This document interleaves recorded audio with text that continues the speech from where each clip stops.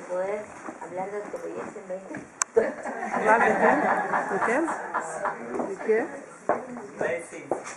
No, la noción de autopoiesis es sencilla. Para llenar los 20 minutos puedo decir algo de cómo surge, pero en esencia es una cosa muy básica, muy simple. Para el contexto de verse surge en la década del 60 del milenio pasado, de 1900, siglo pasado, como resultado de una pregunta que me hace un alumno en un curso. Yo estaba dictando un pedazo de un curso, eran 5 clases en la escuela de medicina. Yo estaba hablando de los seres vivos y del origen de los seres vivos. Y yo decía que los seres vivos surgían en la Tierra hace 4.900 millones de años. En fin, me hablé de la vida, de los seres vivos, etc. No hablé de la vida, hablé de los seres vivos. Y un alumno, en algún momento al final de las 5 clases, levanta la mano y me pregunta: señor, ¿qué comienza hace 4.900 millones de años, de modo que usted puede decir ahora que los seres vivos comenzaron entonces? Esa es la pregunta que yo escuché. Y yo, que me había preparado cuidadosamente por 32 años para contestar esa pregunta, me doy cuenta que no la puedo contestar. Me pongo colorado, me acuerdo, por eso lo cuento también, rojo, 3 veces rojo. Y digo, no puedo contestar esa pregunta. Pero si usted viene el próximo año, le voy a proponer una respuesta. Así que me dio un año de tiempo para contestar la pregunta. Ahora, lo interesante de la pregunta es que implica lo siguiente: es, ¿qué comienza hace 3.900 millones de años, de modo que usted puede decir ahora que los seres vivos comenzaron entonces? Entonces hace una pregunta que implica que algo se conservó de allá, de modo que porque se conservó y está ahora, yo puedo decir que entonces pasó eso porque yo no estuve allá. Y esa es una pregunta muy interesante, porque es una pregunta que tiene que ver con lo fundamental de lo cual hablamos, por la conservación. Pero yo no me di cuenta que tenía que ver con lo que íbamos a hablar después, cuando empezásemos a trabajar juntos con Ximena. Pero la conservación, ¿qué se conservó? O sea, yo tenía que poder ver ahora que pasaba algo que era el propio de los seres vivos, que tuvo que haber comenzado hace 4.000 millones, voy a usar 4.000 porque aproximadamente, esos 4.000 millones de años. Bueno, eso quiere decir 2 cosas. Una, que la historia es una historia de conservación. ¿De qué? De algo que yo debería poder ver ahora. Entonces me dedico a ver qué se decía ahora, 1960, 61, 62, 63, sobre los seres vivos. En general se decía que, tal vez esa es una pregunta que jamás se iba a contestar, que era algo muy difícil, que los seres vivos eran sistemas moleculares compuestos de, y una lista de moléculas, y yo me preguntaba cuándo sé que la lista está completa. Y para eso tengo que saber qué es un ser vivo para poder decir aquí está completa la lista. O características como crecimiento, irritabilidad, reproducción. Nuevamente la pregunta: ¿cuándo sé que he enumerado todas las características particulares de modo que puedo decir que la lista está completa? Así que me dedico a pensar y a mirar ahora, ¿qué es lo que yo puedo ver ahora? Y tengo 2 elementos para mirar. Uno, que muchos años antes, 10 años antes, o 12 años antes, yo había estado enfermo del pulmón en el sanatorio, había estado leyendo un libro de Julian Huxley, quien habla del progreso en los seres vivos, de que los seres vivos, el progreso de ellos es la independencia del medio. Yo estaba en el sanatorio, en reposo por tuberculosis pulmonar. Yo pensaba, yo no soy independiente del medio. Y Huxley dice que los seres más progresivos son los seres humanos porque son los más independientes del medio, pero yo soy completamente dependiente del medio porque si me voy al sanatorio me muero de tuberculosis, así que no puede ser eso. Pero sí me doy cuenta de que los seres vivos eran entes autónomos. Que el sentido de la vida de la mosca era mosquear, que el sentido de la vida del perro era perrear, que el sentido del ser humano tenía que ser ser humano. Y me acuerdo de eso. Me doy cuenta que lo que tengo que mirar es qué hacen los seres vivos, seres autónomos. Y miro, converso con los colegas que pensaban que era una pregunta un poco loca, porque yo decía, yo no quiero hablar de lo que parece, sino de lo que lo constituye.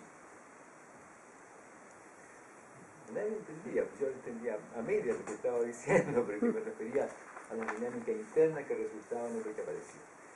Y me doy cuenta de que todos los procesos biológicos, todos los procesos metabólicos son cíclicos. Son cíclicos, como una malla esas de anillos, como una malla de anillos de procesos cíclicos cerrados sobre sí mismos. Entonces lo primero que pienso es que los sistemas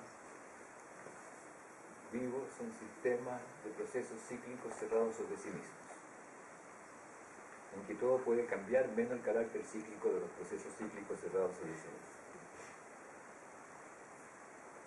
Pero no entendía del todo eso, hasta que un día, debe haber sido el 1963, yo estoy escribiendo en el pizarrón, y le cuento toda la historia para que se entienda de qué se trata, no es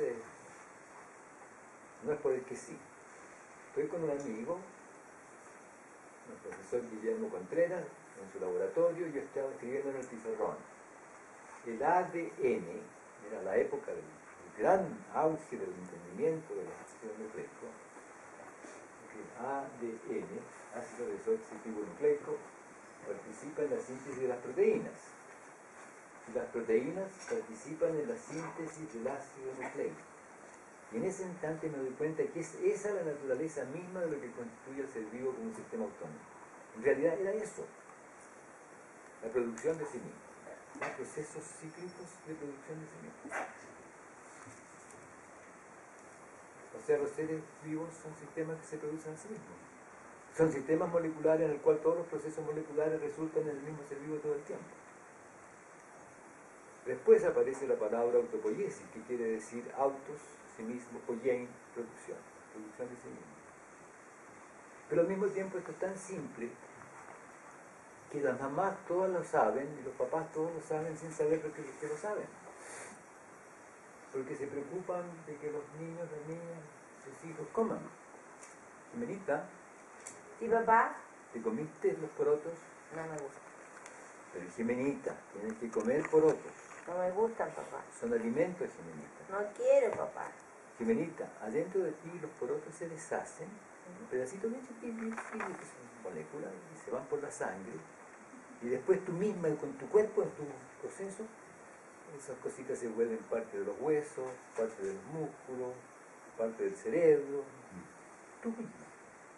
O sea, papá, que soy un sistema autopoyético. Sí, Inteligente, así. y eso es tan simple como eso. ¿Qué hace uno? Lo interesante no es la complejidad de las nociones, de los conceptos, sino que qué hace uno con ellos.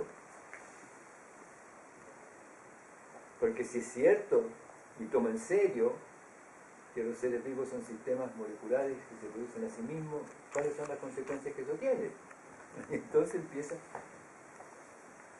a pasar todo esto que uno tiene que mirar, o yo pensé que tenía que mirar las consecuencias de que los seres vivos fueran entes autónomos. Entonces aparecen las preguntas por el conocer, por todas las otras cosas de estos seres autónomos. Que la vida no existe como una cosa por ahí, sino que existen los seres vivos, que son sistemas autopoyéticos moleculares. Y eso es lo interesante. No es... La otra cosa que la noción de autopoiesis nos dice es que el misterio de la muerte desaparece. Porque la muerte es la detención de la autopoiesis, la detención de la producción de sí mismo. Nada más y nada menos. Nada más ni nada Es menos. para Ahora, repetir, ¿qué hace uno con eso? ¿Se puede repetir? Muito rápido. Muy rápido. Dije que el misterio de la muerte desaparece. La muerte es la detención de la autopoiesis, la detención de la producción de sí mismo. O sea, cuando nos dejamos de producir a nosotros mismos, ¿qué es producir a nosotros mismos? Moléculas entran, moléculas salen, pero hay moléculas que pasan a ser parte del organismo cuando comemos, o sea, hay una relación ahí. Y cuando eso deja de ocurrir, esa dinámica se detiene, nos morimos. Yo les voy a contar esto que lo cuento siempre, porque fue muy bonito. Mi hijo Sebastián se quebró su rodilla, tuvo un desgarro en la rodilla y tuvieron que operarlo. Y le pusieron unos tornillos. Y resulta que él, años más antes, le había preguntado, porque nosotros en mi casa nos juntábamos con Humberto a reflexionar, o sea, todo lo que ha venido pasando del que nos encontramos ahora ha sido producto de muchas horas de conversación. Entonces, o sea, tenía unos 10 años y me debe haber escuchado en algún momento hablar de la autopoiesis, porque estaban hasta aquí con el tema de ellos, de la mamá se había vuelto loca, todas estas cosas. Entonces, el Sebastián llega de la escuela italiana donde estudiaba, y llega con su bolso, lo tira arriba del sillón y va a lavar las manos. Estábamos almorzando con Humberto, estábamos esperándolo, y nos sentamos a almorzar y empezamos, y Sebastián hace la pregunta, que fue muy bonito porque fue una pregunta candorosa. A ver, doctor Maturana, Doc le dice, a ver, Doc, explíqueme esto de la autopoiesis. 10 años, 11 años. Y nos quedamos mirando, tú le das la explicación un poco, la que fue acá, qué sé yo. Ya, dice, se come el postre y se va.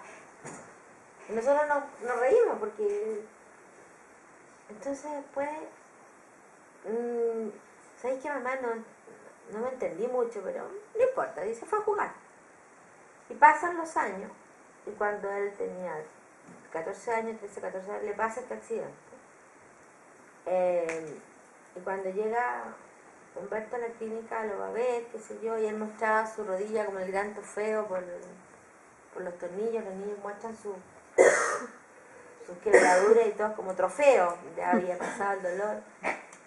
Entonces le muestra y le dice, mire, y Humberto le dice, ve, le dice, ahí está operando tu autopoiesis. ¿Y qué está diciendo con eso? Claro, que la cicatrización depende del organismo.